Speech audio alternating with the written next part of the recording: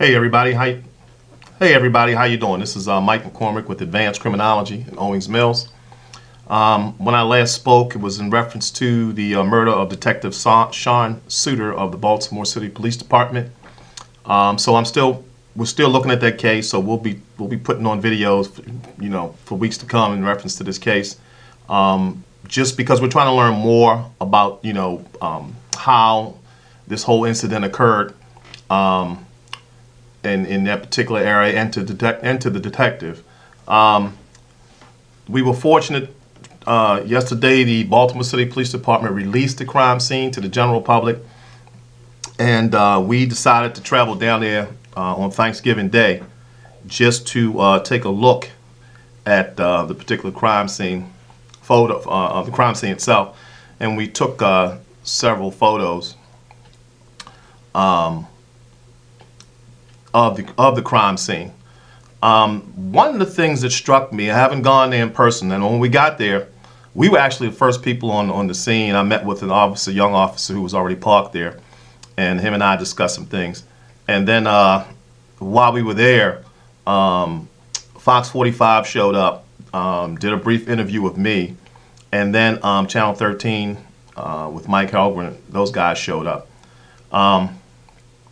But while I was down there taking pictures, the area it's just an eerie feeling when you go down there, particularly after the death of an officer.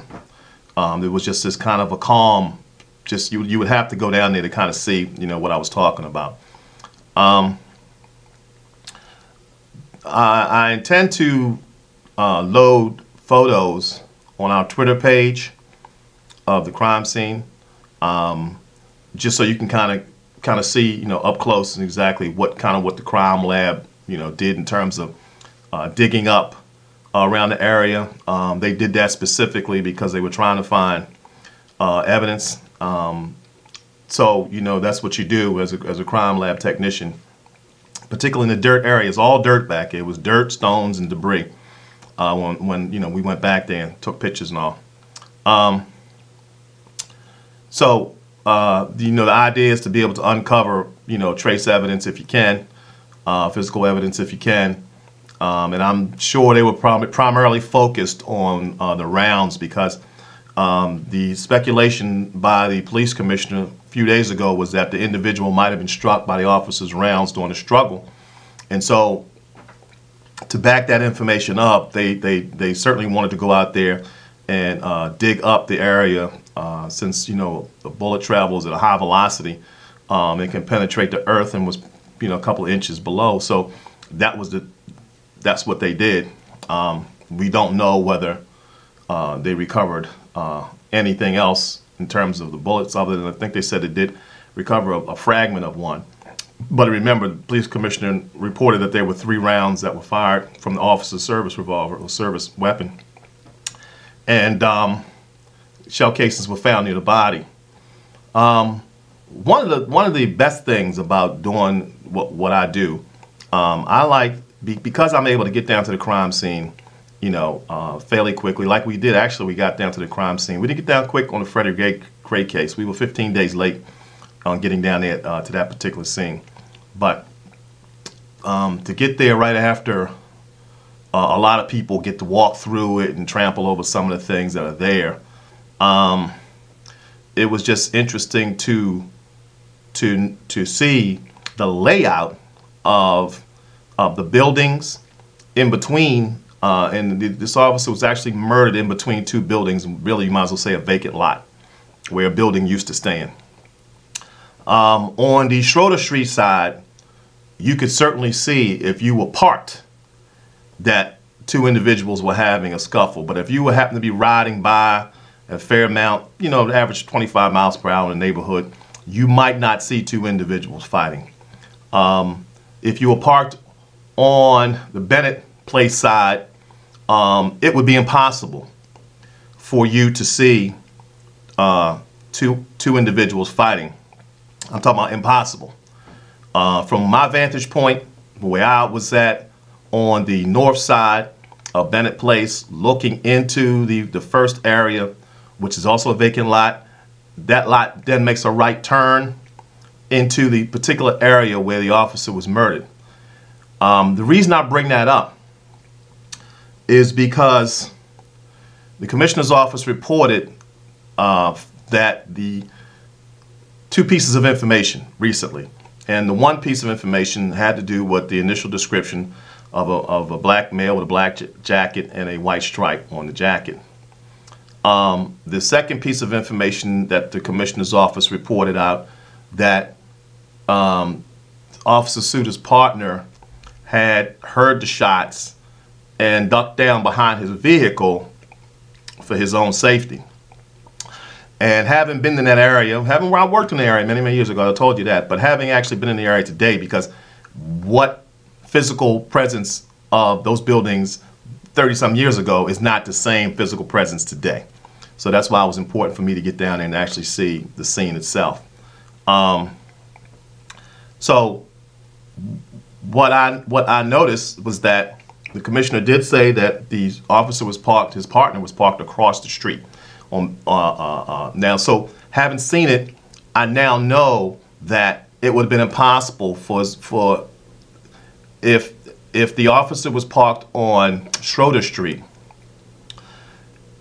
he would have seen the whole episode take place, because it's a clear view, clear shot to park anywhere on not anywhere on Schroeder Street, but in between that building, where this vacant building is, in that lot, you would actually can see all the way through. So if you were parked on Schroeder Street and your partner was out, you would have seen the whole incident take place from the very beginning. However, if you were parked on Bennett Place and as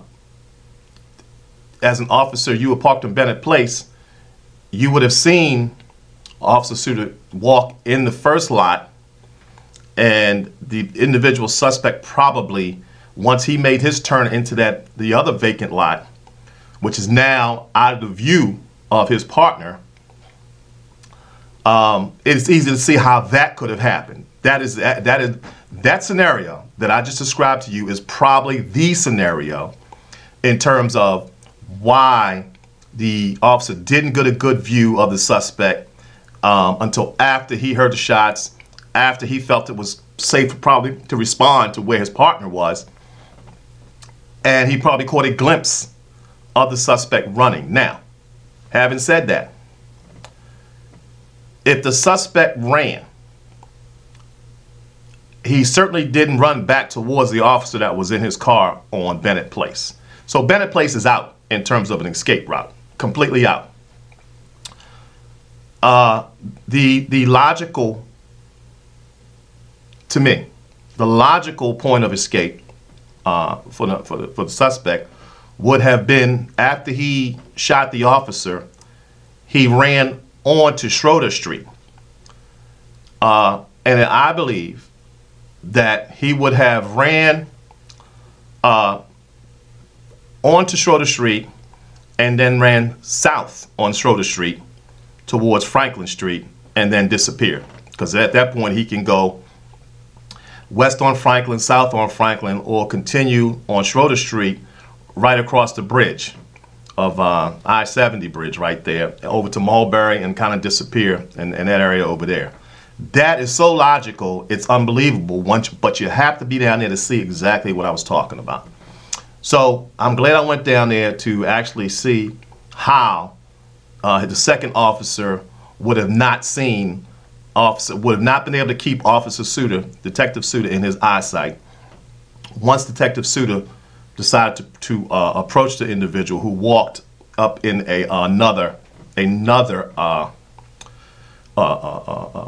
area, which was certainly out of the viewpoint of anyone who would have been parked on Bennett Place. Okay, so having said that, there's some questions that we certainly have, and I'll tell you the questions that we have for. I don't really have any questions for the commissioner, so to speak. I certainly have a bunch of questions for Officer Suter's partner. And I'm not trying to sit here and play Monday morning quarterback. That's not what I do. What I do is look at facts and circumstances. What I do is look at certain physical things in a case. And also what I look at is my expertise in the area of policing, and I compile all those things together to make what I would consider to be a reasonable decision on certain things. What was the likelihood of this happening, that kind of thing. So that's what my position is. Someone as an outside, so to speak, investigator coming in to look at the scene. And like I say, when you see it, it just makes sense all together without a lot of nonsense. It makes sense. So it was important. Again, I just felt compelled to get down there today on Thanksgiving Day to see this scene, and I'm glad I did, because a lot of people started coming after I got there. As I said, I was kind of the first person to get down there because I didn't see anybody but an officer who was parked east. He was parked facing westbound on Bennett Place, across from Schroeder. So that let's say 900. That's 1,000 block of Bennett Place. And him and I discussed a couple things for 2 or 3 minutes, and then I went ahead and started taking pictures. And like I say, other news media outlets started to arrive. Excuse me. So one of the other questions that we have, once again, glasses go off. We need to know more about what his partner did at that physical location when he heard the first shots ring out. The reports are that he decided to, certainly take shelter as best he could, cover as best he could, because one thing you'll notice too, those shots were very, very loud. They would have been loud. Let me tell you why. You're in between two buildings, 3-story buildings, and that shot is fired. So that sound bounces off of both of those buildings. So those shots were very loud. So I could understand as soon as you heard the first round, you wouldn't have known where that round was coming from initially. You wouldn't have known that had you just pulled up into an area and you were standing there or sitting in your car or whatever. Next thing you know, you hear this loud boom, boom goes off. It's because it was between two buildings, and so that sound at some point was a muffled, but also a sound that was loud. We need to know what follow-up address were they going to? Were they up in Bennett Place to investigate the homicide as what's been reported, or were they just riding through the area on their way to an address in West Baltimore when Detective Suter noticed a suspicious person in the rear of that location, which is now what would now be the Schroeder Street. That's actually really the actual homicide scene is on the Schroeder Street side. Would be on the south side of the street, in that block of Schroeder Street, right there, right at Schroeder and Franklin. And in between, it's really in between the block. There's nothing else there, another house, and that's it. So that was a question that we had in terms of why were the officers up in the area at that particular time, and what type of policing were they doing, investigating were they doing. And again, it doesn't necessarily have to be a reason, because all officers are taught to fight crime, whether it's on view or whether you get a call for service. So the officer obviously didn't notice something, because he said, his partner said, obviously that's where this information is coming from. His partner said that the discussion was the guy was something suspicious about that individual who happened to duck up in an area, and the officer got out of his vehicle. I will tell you, I paced it off. If you're parked on Bennett Place, which is a one-way street going going westbound from Fremont Avenue, westbound from Fremont Avenue, both sides of the street, left, right, cars are parked. Then you pull over up in that area right there, just before you get to Schroeder Street. You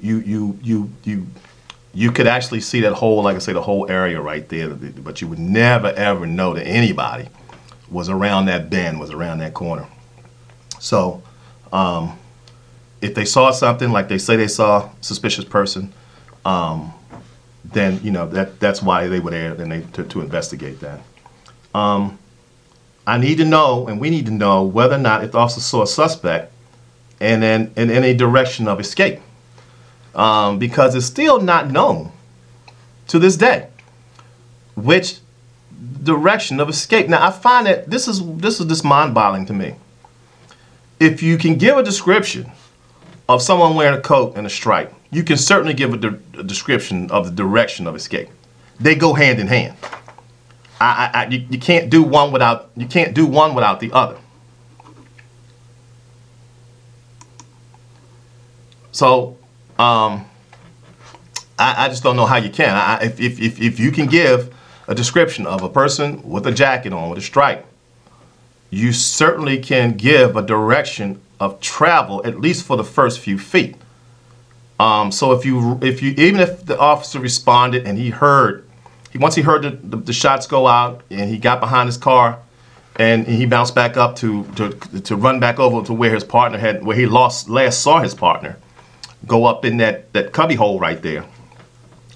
If he caught mind you, if this description is coming from this officer, he had to see the direction of travel. You just can't see one without the other. So if you're running out of that space I'm talking about, and you go southbound on Schroeder Street, at least say, you know, I last saw him running. He went south on Schroeder Street, and when I came to the entrance of the cubby hole, he was gone.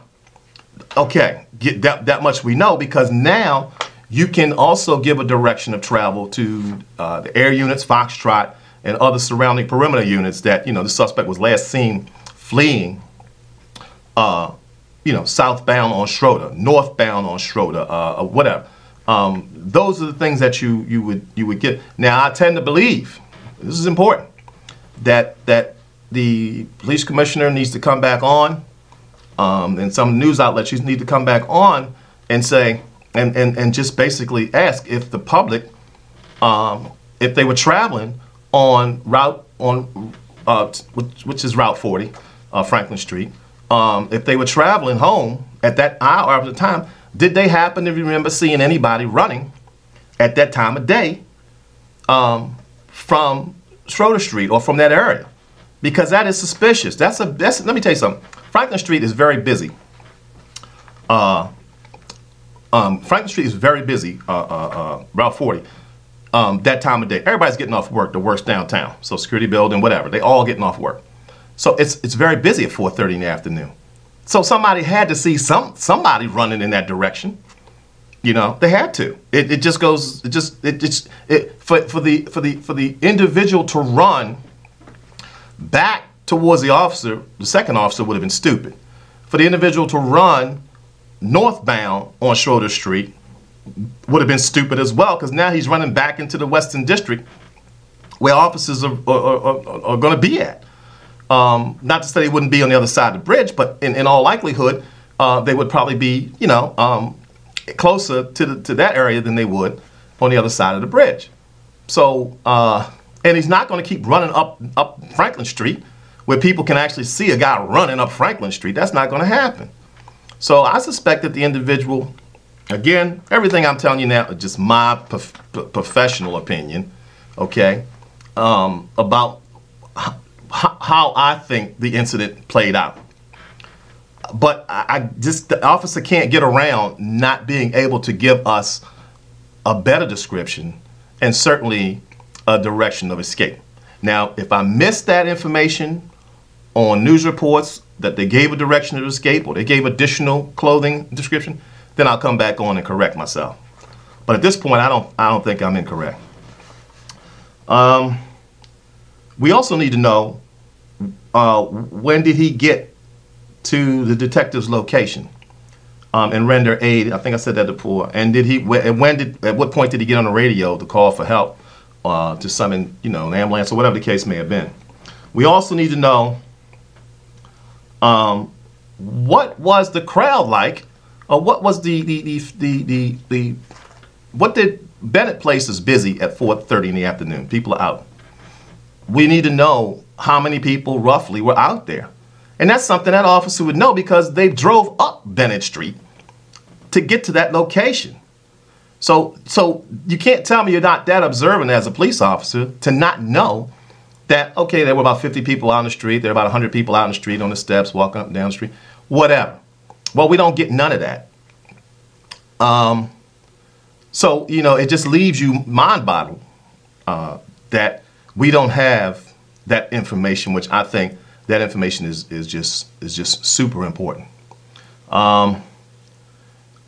I mean, I don't even recall Foxtrot reported. There's a report where Foxtrot was able to stop somebody with a black jacket on. I don't recall that. Maybe they did. Maybe they didn't. So those are the things that certainly trouble me. But I just wanted to bring that out. Now I'm going to play devil's advocate.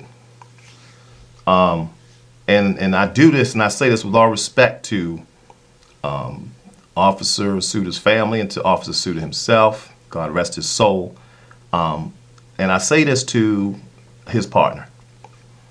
I don't know you, detective, but I do know this much. When I worked the street, and I worked plainclothes and narcotics for a few years, me and my partner were never not in eyesight of one another. That just didn't happen. The risks are too high for you to be working narcotics, homicide, in certain areas where you are not in eye contact with one another at all times, or not in communication with each other at all times, but mainly eyesight at all times. From where I was standing at on that north side of Bennett Place, approximately 30 feet, 40 feet before you get to Schroeder Street. And I took a picture of that. I have photos of all the stuff that, you know, we did out there. It was approximately, I'm going to say 60 feet before you get to the cubbyhole area and make that right turn in between those two houses there where the dirt area is. And then when you put the officer somewhere in the middle of that, we're going to add another 10 to 15 feet. So we're going to say round it off to 80 feet. 20 feet where you can't see, 60 feet where you can see from the time the officer leaves his vehicle and gets to that area.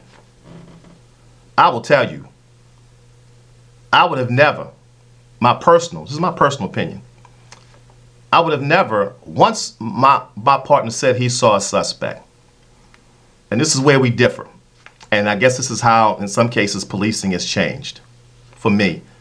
And I'm not trying to bear a burden on the second detective, but it's kind of a thing where this one thing about this particular shooting, this will be played out in the academy as training material in Baltimore City and probably other academies throughout the country. What is your responsibility, or what should you be your responsibility when you're a backup officer or you're working with another officer in a high crime area, and you need to have eyes on with one another, because the officer can't even testify. The second officer can't even testify that even if he saw a struggle. You see, he can't even testify to that. He can't even testify what happened. You know, he can't. But had he been with him, the scenario might have played out probably a lot different. So I'm gonna leave you with that. If we have more information, we'll come back on. I just wanted to I tell you, this thing weighed heavy on me this morning. I said to myself, I got to get down to that crime scene because there's just too many questions. And you know, so when the crime scene became available, I said, you know, I'll get down there this morning. I got down there at 11 o'clock, and I said, okay, you know, it's on. Let's see what's going on, what happened. I kind of know what happened. I kind of know what happened. I don't know what happened once the officer got to aid his partner in this case. I kind of know what happened from the beginning, and I already know that officer lost eyesight of his partner once his partner made that right turn into that cubby hole in between those two houses, and that's where the officer was murdered. I do know that much because, let's face it, if we knew more than that, if there was more to put out from the police department in terms of the guy's description, we'd have had a better description. We'd have had a blown out description, actually.